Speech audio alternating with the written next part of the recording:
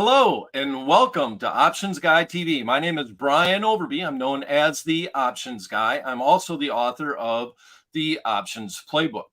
Well, we're here on Tradier YouTube. We're going to talk a little bit about what's going on in the marketplace right now.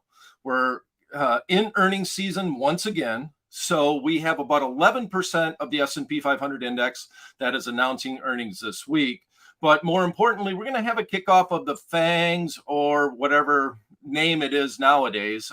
FANGs does not apply as much because we've seen Meta and Google also go out and change their names. So the new acronym is actually the Magnificent Seven, which was an old Western that starred Denzel Washington. But side note with that. So a lot of those companies are going to be announcing earnings this week. We're going to be kicking off with Netflix that got snubbed by the Magnificent Seven. And then we're going to look at a lot of the banks. A lot of banks are going to be announcing earnings this week. JP Morgan has already announced. We have Bank of America. We have Morgan Stanley. We have Schwab. As far as the Magnificent Seven is concerned, we have Tesla that's going to be announcing on Thursday along with Netflix. And so what we've seen as far as the markets are concerned around earnings over the last 8 quarters or so, usually the market reacts positively to the earnings, but then the Fed wants to come out and keep talking about inflation. The marketplace gets a little bit spooked and we seem to sell off. So in the options trading world, which is obviously my specialty, we'd like to try to look at patterns that we've seen from previous events, like what we've seen in the earnings space, usually that quarter. So if I go and I look at a chart, and I'm going to pull up my trade hawk here, and if I look at my charts, I have the S&P 500 index. And what we see is a lot of big spike ups around earnings. So usually when we were looking at earnings, you're talking about January, April, and July right now, right in the middle of the month. So right here, we have an 800-day chart. We have some 20-day moving averages, and we also have some 50-day moving averages and a 200-day moving average. And first of all, I always like to note that we finally got our ducks in a row. For the first time in a while, we see the 200-day moving average underneath the 50-day moving average, underneath the 20-day moving average. So right here, people would call that a golden cross. Now, when it's on a smaller moving average, like you're talking about a 20-day over a 50-day, don't put a lot of weight on it. But I always like to kind of show, sometimes it works, right? It's just worth noting. Let's put it that way. It's one data point that we can look at. And we see here, when we see the very important area of the marketplace where we see the 20 and the 50 crossing over the 200. Now, that's kind of a big deal relative to what we've seen in the marketplace over the last year. We just have not ever had any kind of bullish signs. The market's just really been dead. We've seen the VIX index hang around that 20 area forever, showing a little bit of nervousness in the marketplace. Now, if we look at the VIX today, we're down around the 13%, showing that there's, if anything, I think a reverse on the other side of the marketplace, where there's too much complacency in the marketplace, considering the geopolitical events we still have going on. People aren't talking about the big R word, recession, as much anymore. They like to say soft landing. We're coming in for that soft landing. I've heard bumpy landing.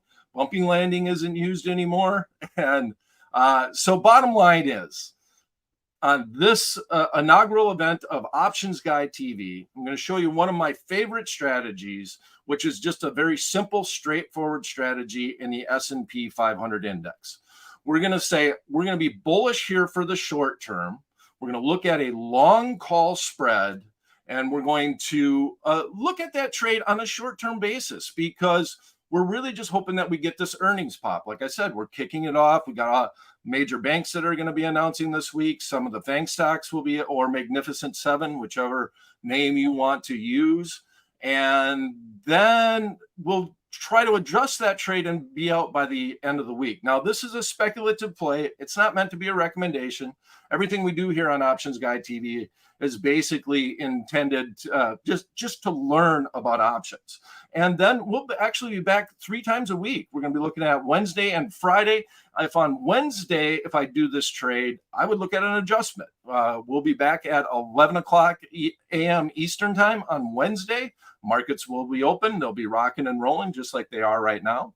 And we'll look at that trade. And if there's a potential adjustment, we'll look at it. Now, ideally, we'd like the markets to just keep this rally going. As a matter of fact, in the Dow, we've had 5 straight, in the Dow Jones Industrial Average, we've had 5 straight up days in a row.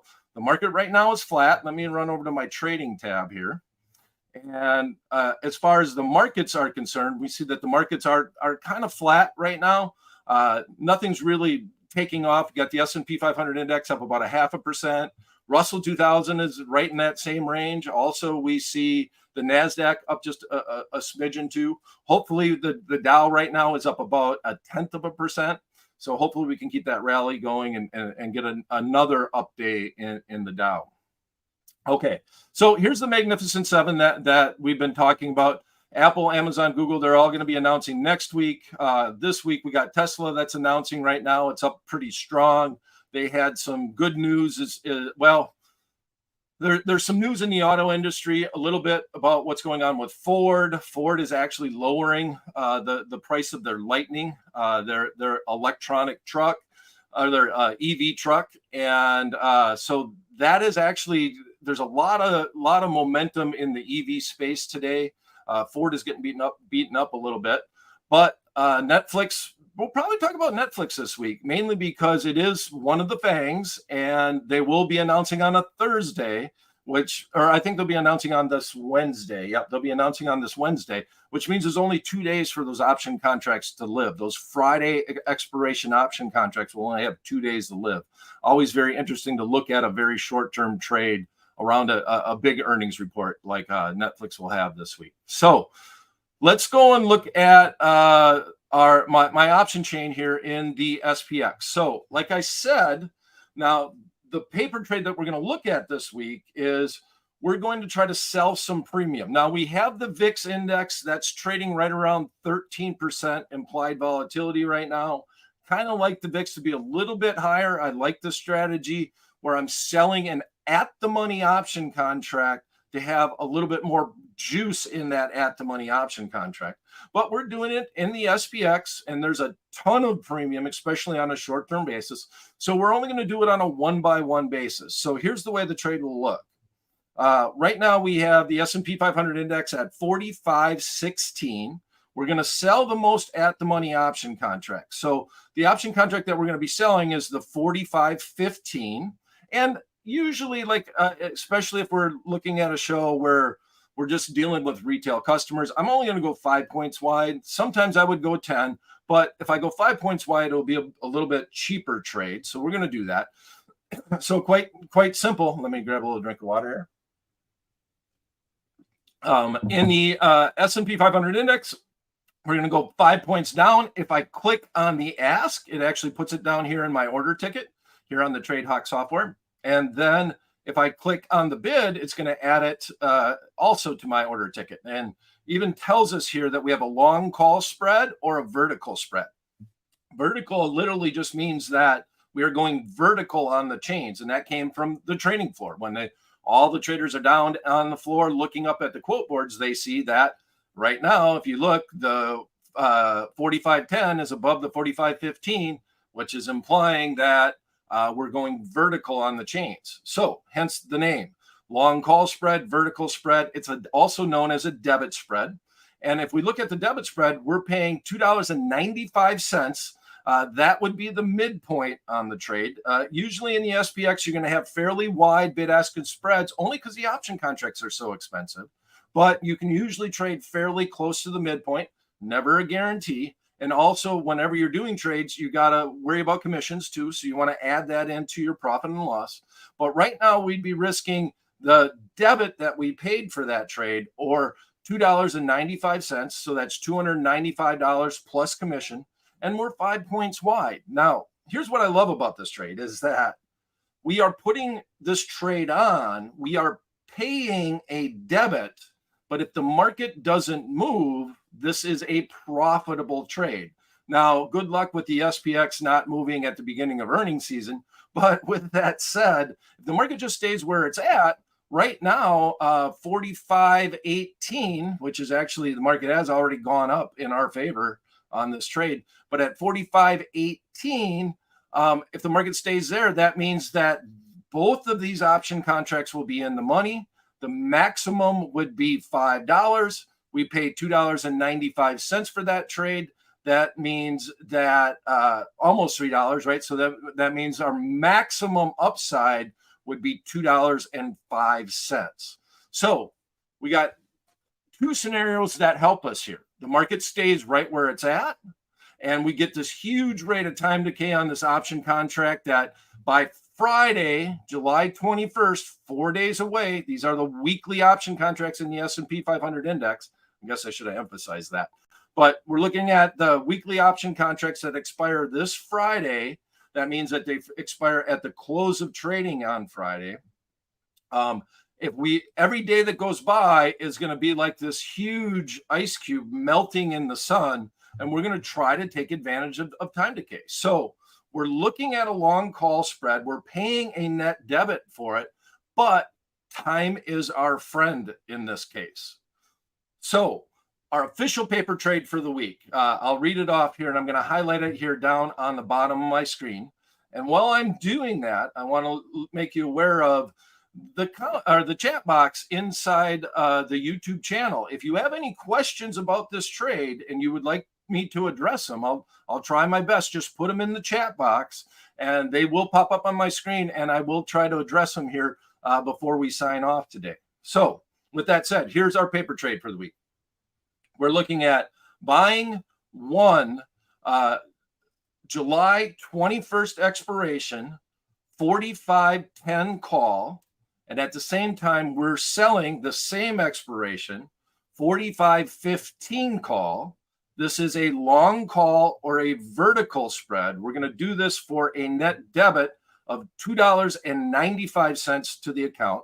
So that means for every 1-by-1 spread, our maximum risk is going to be $295 plus commission on that trade.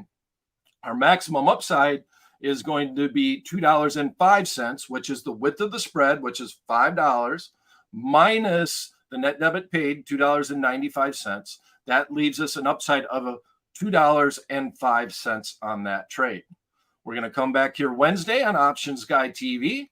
If the market has gone up or gone down, we'll look at a potential adjustment. Now, obviously, these are real-time quotes, so we have to adhere to the time slot that we're doing Options Guy TV on that adjustment.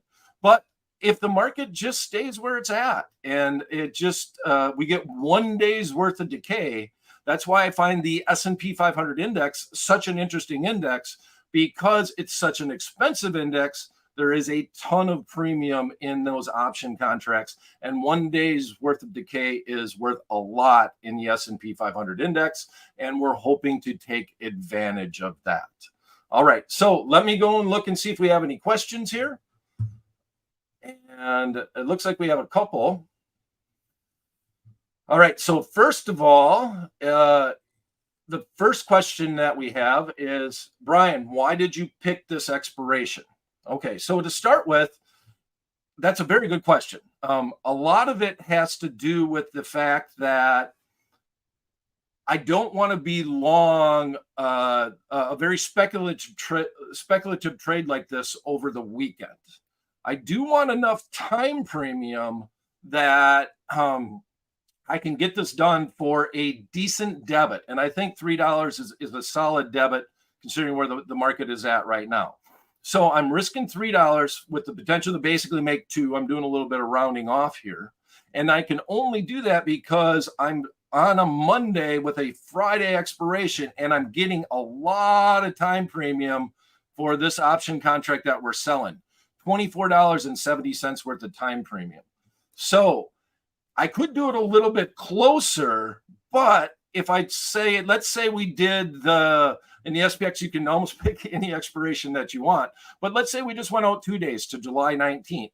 Well, in that situation, I can't really adjust the trade. I might be able to. There's a lot of premium in the S&P 500 index, but I like to be out far enough that if the market moves against me, there's still something to adjust. But I don't want to be out too far where I want to take the risk of the news cycle over the weekend. So hence the reason we're on a Monday and we're looking at a Friday expiration in our long call spread in the SPX. And like I said, this is one of my favorite trades. All right, next, we have another question here. The question is, one second. Not quite sure. Let me see. There it is. All right, I got it. I'm learning. First day on the job here on Options Guide TV. Is there a strong move either side? Do you suggest closing the position sooner than expiration? Jaya, yeah. Here's what we're going to do.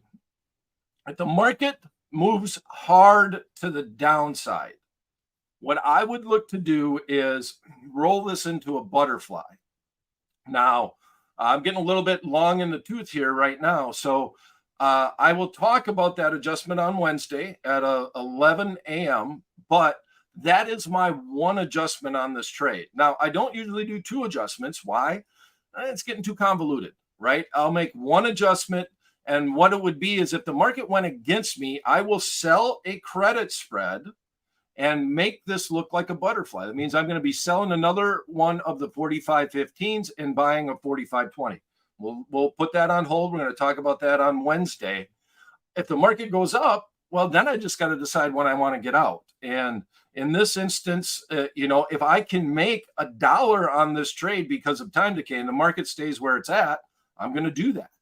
If the market's going with me, well, then maybe I'll consider hanging around for a couple of more days. But if I just get the market to stay where it's at, basically today and on the open tomorrow, this trade could be worth closing out, even if the market just stays where it's at, mainly because of the time decay feature. All right, so I got another question that's popping up here, and I put it up on the screen. Can you use the same strategy in the SPY?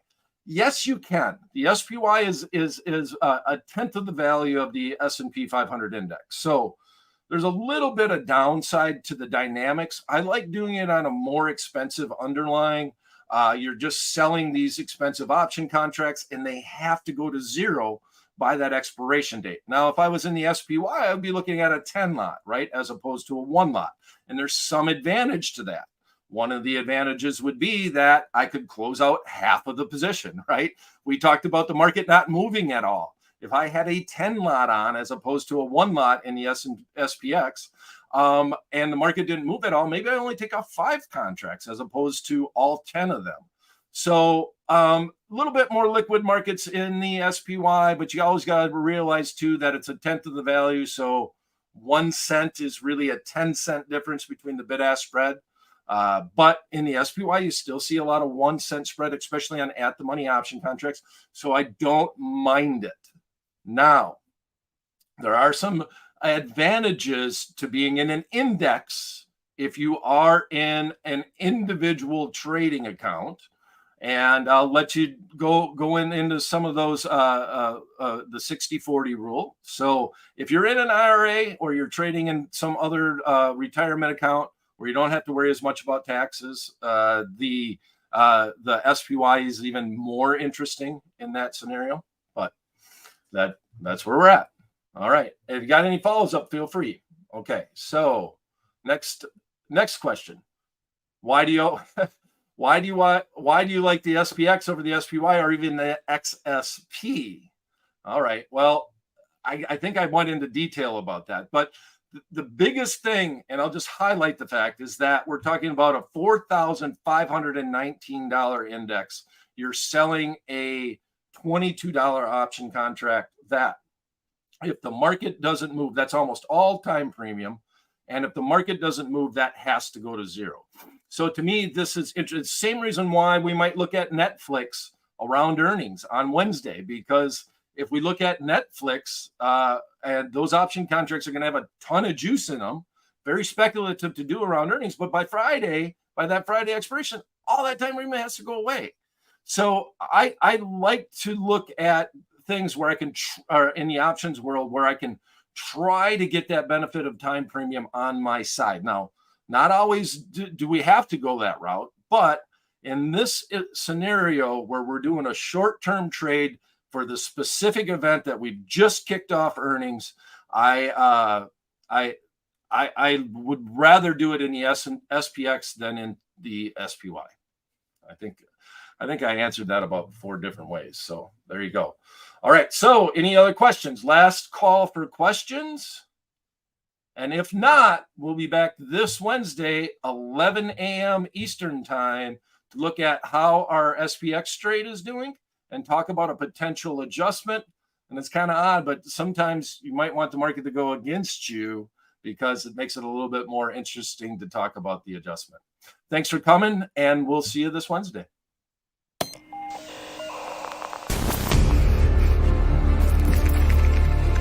The world is evolving, and you are different.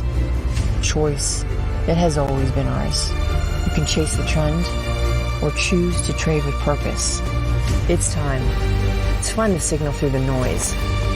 We'll meet you at the beginning.